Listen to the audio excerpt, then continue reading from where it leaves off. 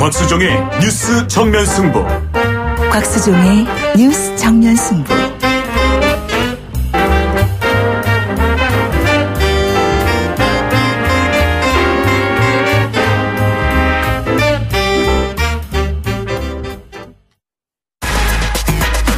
시원한 독살. 곽수종의 한방. 곽 박사님. 주파수 94.5 YTN 뉴스 FM 곽수종의 뉴스 정면 승부 3부 시작합니다. 요즘 정치는 대의민주주의가 아니라 직접 참여주의 정치 같습니다. 워낙 온라인 시스템이 발전해 있다 보니까 뉴스에 댓글이 올라오고 검색어 순위가 만들어지는 것 보면 정치에도 속도감이 상당합니다. 그러다 보니 정치가 과거에 보여주었던 여백의 미를 잃어가는 것 같습니다. 얼마 전까지만 해도 정치인이 큰 스님처럼 화두 말씀 하나 툭 던지면 그것을 해석하느라 언론인들도 공부 많이 했던 그런 시절이 있었습니다. 하지만 지금은 누가 빨리 기사를 내보는가에 승부가 달려있는 것 같습니다. 사건과 정책 내용의 본질과 의미, 역량 등이 중요한 것이 아니고 보도자료를 받는 즉시 누가 빨리 뉴스를 송고하느냐가 뉴스 매체의 능력인 듯 여겨지는 것 같습니다. 그러다 보니 기사의 깊이도 철학도 턱없지 않은지요. 사건의 의미와 본질에 대한 고민은 중요하지 않은 것 같습니다. 예를 들면 이 검찰의 개혁이 기수 파괴라는 언론의 보도를 보면서 저는 참 어처구니가 없다는 느낌입니다. 검찰의 개혁의 본질은 기소와 나이 파괴가 아니라 검찰의 권력 전행에 대한 변화가 아닌가요? 일을 함에 있어서 각자의 전문성과 가치, 철학, 경험, 능력 이런 것이 중요한 것이지 기수와 왜 중요합니까? 너 나이 몇 살이야? 너 계급 뭐야? 너 내가 누군지 알아? 이런 구시대 문화를 새로운 조직 문화로 변화시키자는 게 이번 검찰 개혁의 화두가 아닙니까? 참 정치란 지금 이루어지는 말과 행동이 10년, 50년 후에 어떻게 사회를 변화시킬지를 고민하는 거 아닐지요. 정치에 대한 언론의 논평과 기사가 연예 오락 프로처럼 인스턴트 식품처럼 되어가는 건 아닌지 걱정이 됩니다. 우리나라 곳곳에 검찰 변화처럼 변화가 필요한 것이 한두 군데가 아니지요. 하지만 나이, 직연, 학연, 학력, 성별 우리가 우리들끼리 서로 차별하고 다투게 하는 것들 그래서 암묵적 계급사회로 서로 내몰려는 이런 나쁜 악습을 과감하게 변화시켜야 한다는 게 이번 정부의 화두 같습니다.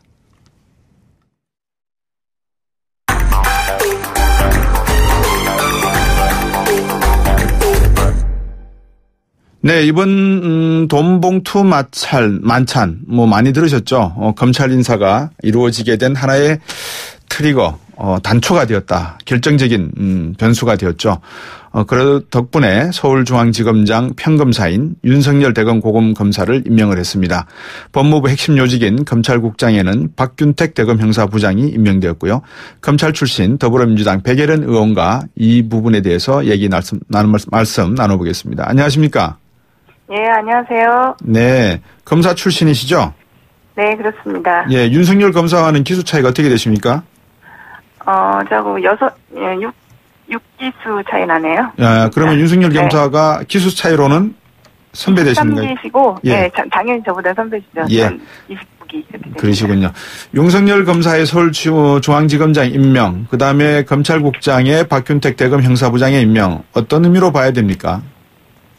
지금 연일 돈봉투 만찬 사건의 여파로 인해서 네. 지금 국민의 질타를 검찰이 받고 있고 결국은 지금 법무부 및 검찰의 수뇌부 공백이 생기지 않았습니까? 네. 그러니까 신속한 인사를 단행함으로써 그런 공백을 최소화하고 결국은 그 국정농단의 수사 공소유지의 만전을 기하겠다는 그와 함께 네. 검찰개혁에 대한 대통령의 의지가 드러난 인사로 보입니다. 예.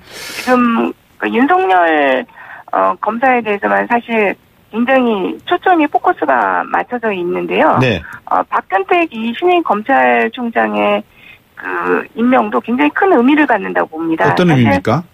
그 이명박 박근혜 정부 9년간에 네. 사실 이 검찰국장이 네. 검찰의 예산과 인사를 좌우하기 때문에 정말 핵심 요직 중에 요직이라고 할 수 있습니다. 그렇군요. 네. 그런데 9년간 그동안 이명박 박근혜 정부 9년간 네. 이 검찰국장에 한 번도 호남 출신이 임명된 적이 없습니다. 예. 대부분 사실은 특정 지역의 인사들이 계속 그걸 담당을 했었죠. 그런데 네. 이번에 호남 출신 임명됨으로써 예. 향후 검찰에 어떤 탕평 인사가 있는 것이 아닌가. 이걸 이렇게 기대해 볼 수 있는 인사로 보입니다. 뭐 지역 연구에 대한 인사의 행평성 말씀을 해주셨지만 박균택 대검 형사부장, 검찰국장 임명이 됐는데 어떤 능력 때문에 박균택 대검 형사부장을 발탁했다고 보시는 겁니까? 아니, 검찰 내에서요 신망이 두텁고요. 예. 특별히 가가 없기 때문에 예. 후배들에게도 인정을 받고 있고 예. 충분히 검찰국장으로서 역할을 할 수 있는 분으로 보입니다. 앞에서 이종훈 박사가 오늘 청와대에서 윤 대변인이 이 서울중앙지검장 발표하는 순간에 기자들이 와 하는 탄성을 질렀다라고 이야기를 했는데요. 어떤 면에서 기자들이 느낄 정도의 그런 파격 이것을 느끼시게 됩니까? 일단은 지금 윤석열 지검장이 사실은 고검의 검사로 그냥 검사로 있는 상태였는데 네. 지금 서울중앙지검장이 전격적으로 어떻게 보면 발탁이 됐기 때문에 네. 그것이 일단 파격으로 여겨졌던 측면이 있는 것 같습니다. 예. 그런데 사실 이제 서울중앙지검장을 그냥 고검장의 위치에 있는 상태에서 예. 그렇게 임명을 했다면 굉장한 기수 파괴가 사실이 있는 겁니다. 네네. 그런데 이 서울중앙지검장의 자리를 고검장급이 아니라 네. 검사장급으로 내린 후에 예. 사실은 임명을 했기 때문에 예. 그렇게 기습하기가 있는 상태는 아닙니다. 근데 왜 이렇게 언론들이 그 부분을 지적하지 않고 이 윤석열 이 중앙지검장의 임명을 파격이라는 의미로 그렇게 해석을 하고 있습니까? 그러나 이제 서울중앙지검장 자리가 갖는 의미 자체가 예. 사실은 검찰의 요직 중의 요직이라고 할 수가 있고 예. 어쨌든 이전까지는 고검장급이었는데 요번에 내려간 것이기 때문에요. 네네. 어쨌든 파격은 파격이라고 볼 수 있는 부분이 있죠. 제임스 코미 FBI 국장도 그렇고 미국 같은 경우에 저는 뭐 다른 나라보다도 미국 쪽에 조금 전문성이 있다 보니까 상당히 미국에서는 이런 부분에 있어서는 원칙주의가 통하는 사회거든요. 검찰 같은 권력 구조는. 네. 윤석열 지검장 같은 경우도 안희정 지사를 구속한 수사장본인이었지 않습니까, 과거에. 네. 그러다 보니 또 원칙주의자이다 보니까 대통령으로서는 상당히 좀 껄끄러운 측면도 있었을 건데 그래도 임명을 했습니다. 그러니까 대통령이 어떤 자신의 입맛에 맞는 권력에 충성하는 그런 검사장을 원한 것이 아니라고 봅니다. 예. 그러니까 국민이 원하는 검찰이 바로 이런 원칙과 소신에 따른 수사를 할 수 있는 검찰, 이 검찰을 원하는 것이고 네. 그런 국민들의 열망 그리고 대통령의 의지 또한 그것에 있었기 때문에 지검장으로 임명할 수 있었다고 봅니다. 네. 이번에 이제 앞에서 뭐 기수라든지 서열 문화가 검찰 내에 지금까지 있었다라는 것을 부정은 못할 것 같은데 이번 변화의 시도로 인해서 앞으로 검찰 조직은 어떤 변화를 요구받게 되고 또 변화할 수 있을까요? 참 간행을 따른다면 개혁은 영영 할 수 없습니다. 지금이 검찰 개혁의 최적의 적기라고 할 수 있고요. 네. 어쨌든 개혁을 하기 위해서는 어느 정도의 인적 성상과 간행의 타파 이런 것들이 필요하다고 봅니다. 예. 그래서 이번에 청와대에서 이런 강력한 의지를 보여줬기 때문에 네. 검찰 내에서도 자체 내에서도 그 청와대의 그런 의지에 반하려고 하는 그런 분위기는 지금 그리고 현재 없습니다. 그래서 네. 이것들이 검찰 개혁에 어느 정도 성과를 거두지 않을까 그렇게 봅니다. 검찰 조직이 그동안 역대 정부에서 해온 모습을 보면 지금 현재로서는 어떻게 보면 우리가 서민들이 그냥 흔히 표현하는 말로 태풍이 불기 때문에 납작 엎드려 있을 따름이지 언젠가 또 때가 되면 조직적 반발이 있을 수 있지 않겠는가. 노무현 대통령 때도 그런 모습을 보였기 때문에 라고 하는 이야기들이 많은 선술집에서 지금 나오고 있는 이야기거든요. 이 부분에서는 어떻게 보십니까? 그렇습니다. 그러니까 이게 지금 실제로 근데 약간 다른 그런 측면도 있고요. 예. 실제로 검찰 내에서도 참여정부 때와는 다른 분위기도 있습니다. 예. 이제 젊은 검사들을 중심으로 네. 이제는 검찰을 개혁을 해야 된다. 예. 그리고 스스로 개혁하지 못한다는 것은 자신들도 알고 있기 때문에 예. 이런 검찰의 개혁 분위기를 받아들이는 분위기가 있고요. 네. 그리고 그럼에도 불구하고 검찰이라는 조직이 원래 권력과는 붙어있는 조직입니다. 그렇기 네. 때문에 그것을 방지하기 위해서 시스템적으로 예. 검찰이 그 권력을 무제한적으로 휘두르는 것을 방지하는 시스템을 갖추는 것이 제도화되는 것이 필요합니다. 그래서 지금 공수처 논의가 나오는 겁니다. 그렇군요. 네. 이른바 이제 돈봉투 주역들, 자천 인사, 자천이라기보다도 이제 감찰이 시작되기 전에 사직서를 반려한 상태에서 감찰을 받고 있는 상황 아니겠습니까?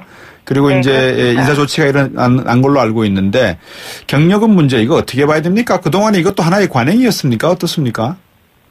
그러니까 이 경력금 문제가 예. 일반적인, 그러니까 기관장이 일선에 수사하는 검사들이 큰 사건을 마무리를 했거나 네. 어떤 공적을 세웠을 때 예. 이런 경력금을 주는 문화는 있습니다. 항상 뭐 검찰총장이 또 일선 검사들에게 주기도 하고요. 예. 법무부 장관이 또 줄 수도 있다고 봅니다. 네. 근데 이 경우는 그런 일반적인 경력금 케이스에는 좀 해당되지 않는 케이스입니다. 그러니까 예. 법무부라는 검찰국장과 네. 서울중앙지검장의 그 수사 파트 검사들과 만나는 모임 자체가 별로 부적절하고요. 네. 근데 특히 문제되는 것이 그 대상자와 네. 시기 이런 것들이 이 사건에서는 문제된다고 봅니다. 그러니까 예. 그 검찰국장은 이번에 우병우 수석 사건과 관련해서 네. 거의 준피의자에 가까운 예. 사실은 조사를 받아야 할 대상에 가까운 사람이었고 네. 그 우병우 수석을 기소한 지 네. 4일밖에 되지 않아서 예. 이런 모임을 가지고 또 상호 간에 이런 돈 봉투를 주고받았다는 것 자체가 네. 일반적인 상식에 비추어서 납득이 잘 안 가는 거죠. 이 특수활동비라고 경력금을 주셨다고 하는데 특수활동비라고 하는 게 뭐 어떤 겁니까? 아까 말씀하신 검찰총장이나 법무부 장관이 쓸 수 있는 그런 돈입니까? 그러니까 특수활동비는 사실 검찰에만 있는 것이 아닙니다. 거의 뭐 경찰에도 있고 국정원에는 굉장히 많은 특수활동비가 있습니다. 예. 그래서 이런 걸 그러니까 수사를 하면서도 그러니까 대체로 검찰청에서 특수활동비는 수사를 하는데 공식적으로는 지출할 수 없는 네. 수사 비용들이 있지 않습니까? 그런 예. 것들을 보전해주고 또 예. 마찬가지로 진짜 이 특수활동비로 그렇게 큰 수사를 했을 때 예. 경력으로 주기도 하고 네. 그런 용도로 사용되는 건 맞습니다. 그런데 네. 이 사건에서는 그 경력금을 서로 주고받을 사이가 안 되는 사이라는 거죠. 그렇죠. 그럼에도 불구하고 경력금은 특수활동비로 네. 경력금이 같기 때문에 문제가 되는 것입니다. 바로 이제 말씀해 주신 게 돈봉투 만찬에 관련한 감찰의 포인트인 것 같은데 이게 그 경찰 조직 내에도 존재하는 거 아닙니까? 그렇습니다. 이제 대부분의 권력기관의 특수활동비는 다 존재를 하는데 예. 그동안 이 특수활동비라는 것이 거의 현금으로 네. 인출에 대해서 사용되기 때문에 밝히지 뭐 좀 어려운 부분들 그런 예, 부분들이 있습니다. 이게 국회 내에서 그 국회의원분들과 이 기자분들 사이에서도 이런 경력금 같은 게 오가는 경우가 있습니까? 제가 지금 우정 국회에 들어와서 그런 일은 없었고요. 예. 네. 예. 네, 경력금을 기자분들에게 준 적은 없습니다. 근데 네네. 네. 이번 사건이 이렇게 대외적으로 알려지게 된 게 기자분들이 이 기사를 쓴 거 아니겠습니까? 어떤 내용이었습니까? 그 돈을 받은 분들 중에서 몇 분이 이렇게 제보를 하신 겁니까? 그렇다고 봐야겠죠. 기자분들이 알고서 썼다기보다는 모든 기사는 네. 제보자가 있습니다. 사실 여기 지금 돈 봉투 만찬에 벌써 10명이나 참석을 하지 않았습니까? 그렇죠. 사실? 예. 그렇기 때문에 이 10명이나 검찰 내에서 검사 10명이 만난 술자리가 있다면 네. 검찰 내부에서도 거의 순식간에 그런 자리가 있었다는 퍼지는 거는 시간상의 문제일 뿐입니다. 그렇겠네요. 그러다 보면은 그것이 당연히 뭐 언론사에도 제보가 들어갈 수 있고 그렇겠죠. 예, 앞으로 이제 검찰이 이 변화하는 모습을 또 지켜봐야 될 것 같은데 오늘 헌법재판소장도 새롭게 김희수 헌법재판관을 임명했습니다. 이 헌법재판소장은 국회 청문회 거쳐야 되는 거죠? 예, 당연히 거쳐야 됩니다. 국회 내 특위를 구성해서 청문회를 거치는 것이 절차로 되어 있습니다. 예. 우리 백예련 의원께서 보시기에 검찰의 변화 이렇게 바란다. 뭐 바라는 검찰 출신으로서 친정집에 대한 하나의 그 바람 전해주신다면 어떤 말씀 주시겠습니까? 그러니까 검찰다운 진짜 검찰이 돼야 된다고 봅니다. 그래서 권력에 휘둘리지 않고 원칙과 소신 그리고 검찰이 갖는 가장 큰 것은 정의의 실현입니다. 네. 바로 그러니까 똑같은 잣대로 가진 사람과 가지지 않은 사람, 그리고 권력이 있는 사람과 없는 사람에게도 똑같이 법의 잣대가 기울어질 수 있도록 수사를 하는 것이 바로 검찰의 존립 근거여야 된다고 봅니다. 예. 그렇게 개혁이 되어야겠죠. 어제 재판이 나온 일부 박근혜 대통령의 국정농단 사건과 관련된 재판 내용을 보니까 뭐라 그럴까요? 참 좀 허황되다라는 생각이 많이 들었습니다. 병원 원장하고 그 부인에 관한 집행유예 판결이 나왔지 않습니까? 말씀하신 대로 그렇습니다. 이 사법부가 법 앞에 모든 사람이 평등하다는 거, 유전무죄의 이런 말들이 더 이상은 좀 통용이 안 됐으면 하는 바람 여쭤드립니다. 오늘 말씀 잘 들었습니다. 고맙습니다. 예, 감사합니다. 더불어민주당의 백혜련 의원이었습니다. 4부로 돌아오겠습니다.